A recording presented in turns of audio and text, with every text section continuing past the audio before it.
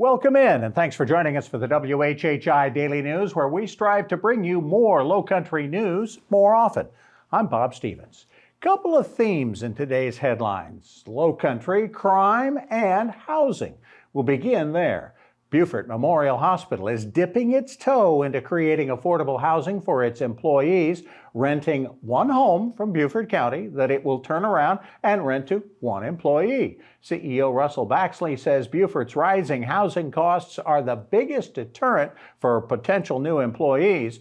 The house is on land purchased last year by the county to create more workforce housing. And while the county figures out what to do with all that property, it wants to use it. Beaufort Memorial will pay half the expected rent to the county, about $950 a month, and rent it out for the same price. The house is on Elliott Street, within walking distance of the hospital. Someone has donated $1.2 million anonymously to help revitalize what's been called the Freedman Arts District in Beaufort, a historically black neighborhood. The money will be used to restore some vacant houses that can be rented out by owners who've abandoned them because of the cost of their upkeep. The district was created last November in core downtown Beaufort neighborhoods with small wood-framed homes known as Freedman cottages. The $1.2 million will be loaned out to spruce up the homes for future rental and for repayment of those loans. Now here's a strange one for you. The Liberty Auction House in Pembroke, Georgia has confirmed it will be auctioning off items from the Murdoch family, home furnishings and the like, on Thursday at 4 p.m. at their facility in Pembroke. They don't identify the items on their website, but they do show pictures and say that the items are from a prominent family's property from Colleton County. You can read between the lines. You can find out more at their website, libertyauctionhouse.net. And while we're talking crime, the city of Beaufort and the town of Port Royal seeing a rash of car thefts from over the St. Patrick's weekend.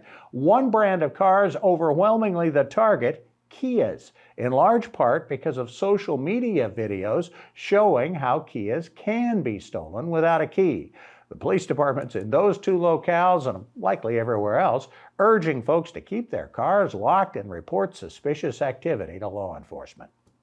It is only March, but you can likely predict a dicey holiday for one Ladies Island family. 19-year-old Christian Randall, who now lives in York County near Charlotte, turned himself in to Beaufort County Sheriff's deputies after he was accused of setting fire to one of his mother's homes on Ladies Island earlier this month. The home serves as a second home to the mother. Nobody was hurt, though damage was extensive. Randall's also awaiting trial on the charge of third-degree arson for setting another fire that burned a barn at one of his mother's other properties in September of 2022. Meanwhile, 54-year-old John Stevens Jr. of St. Helena Island has been sentenced to 15 years in prison for multiple break-ins over 3 years. He pleaded guilty to 5 counts of first-degree burglary for breaking into homes in the Lands End community, some of which he knew the owners were out of town for, so he just stayed in those homes and used the owners' cars. Then stole their TVs and lawn equipment and even a golf cart and fishing gear. Cameras at 2 homes captured him on their premises, and DNA linked him to 2 others. For more information on these and other Lowcountry stories, we invite you to visit the sources listed on your screen. We've got sports coming up a little later on, but first, let's check in on the weather. Terrific start to the week, Maria Soden. Can we keep it up?